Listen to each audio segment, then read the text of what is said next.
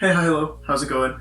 I thought I'd put together a little Lighthouse 101 style video because the lighthouse and all of the possible ways to get into it and out of it and play around with it are some of my favorite kendama tricks. So whether you're beginner level or moving up and beyond beginner level, I have some tips that I think will apply to a whole bunch of different kind of lighthouse tricks, and I'll show you some of the possible tricks you can work the lighthouse into, and then again give you those tips so you can apply them at whatever level you're at, and it'll make your lighthousing oh so much more enjoyable. And then yeah, as I get into these tips, drop a like, subscribe so you can see all of the kendama videos that come out of my brain and onto your screen in the future.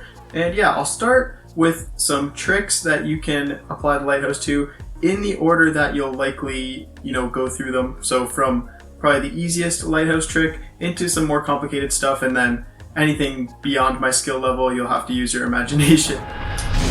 So some of the tricks that these tips are going to be applicable to look like this. We've got like the classic pull-up lighthouse with no spin or nothing.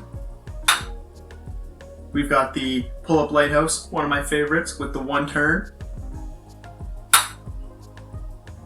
You can work the lighthouse into some fast hands type stuff. Once you're comfortable getting up here, you can work into lighthouse flips.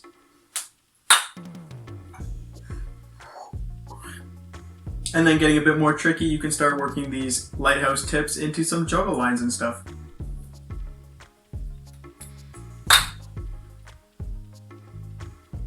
Okay, so now you know what the lighthouse can do for you, you've set some goals for yourself, and I'm going to give you a bunch of tips that apply to all of these lighthouse style tricks in various ways.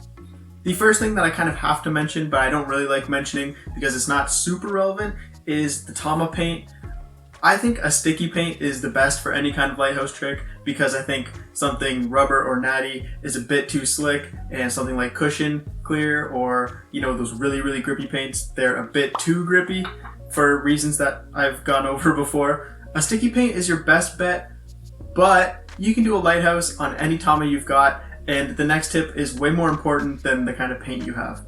And that way more important tip is to, before you start swinging your kendama and throwing it all over the place and trying to land it into lighthouse, just put the ken into lighthouse and jerk your hand around, make some movements, and try to learn to get that adjustment. Because no matter how many times you can land the lighthouse where it's supposed to be, if you're not familiar with how to adjust and keep the lighthouse balanced, you won't be able to land those tricks. So literally, whether you're just, dropping it from an inch above the tama and adjusting, or just starting here and then jerk it around, get back to stable, jerk it around, get back to stable.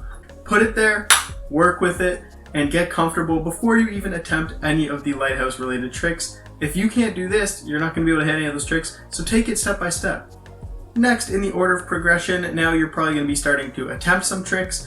A grip tip that I have, cool, is you can't be holding the tama with this death grip when you're trying to land these lighthouses. Like, even if I just drop it from here, if my hand is not budging and it's tight on the tama, it makes it a lot more difficult for that lighthouse to settle. What you want to do is just be gentle with your grip on the tama, almost loose fingers, and this will just allow for a bit more adjustment when the ken hits the tama. It's kind of hard to explain, but basically if you're holding the tama tight and you can feel like strain in your hand, that's going to make it tougher. Practice having this loose grip, it'll make you more comfortable with the trick, and I think it'll make any lighthouse trick a lot easier to land if you're kind of comfy, just, feathery, gentle with it.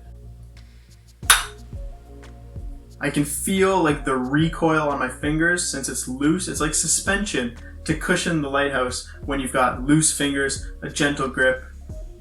Yeah, loose grip. That works.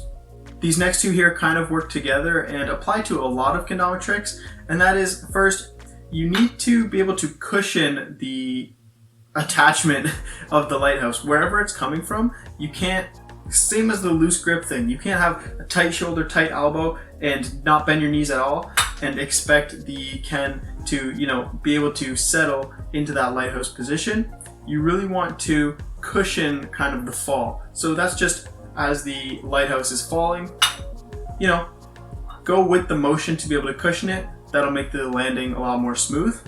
And going along with that smooth landing is the fact that you never want to have the lighthouse coming down and like slamming down onto the tama, because it's way more likely to bounce off. You want to almost have the lighthouse climb onto the tama, and I'll try to illustrate that difference. This is me just letting the ken kind of slam down into place into that lighthouse position.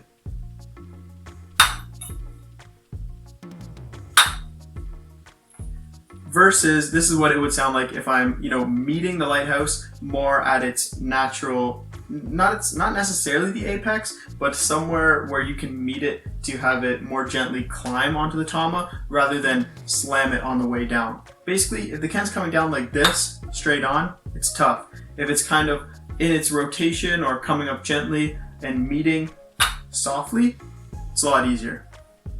So here's that more softer landing.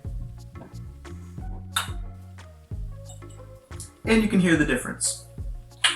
Here's a bonus tip that applies to the lighthouse flips, it'll apply to the juggles, it would even apply to insta lighthouse flips, but that's one of those tricks that is notably beyond my spectrum a little bit right now.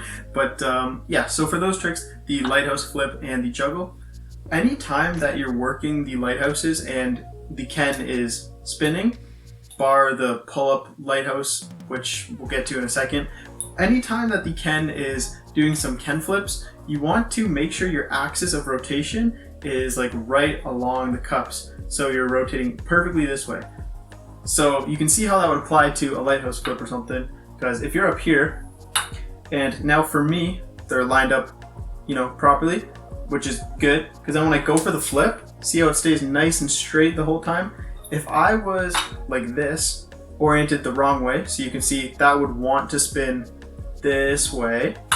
If I go for my lighthouse flip when I'm in this position, see how it starts to twist? And that's just physics or some Bill Nye stuff. You want to keep your axis of rotation this way, and you can see how that would apply to juggles too, because I'm throwing the ken flip up and keeping that axis of rotation the way that's this way will keep the spin much more under control and just give you better odds of landing that lighthouse.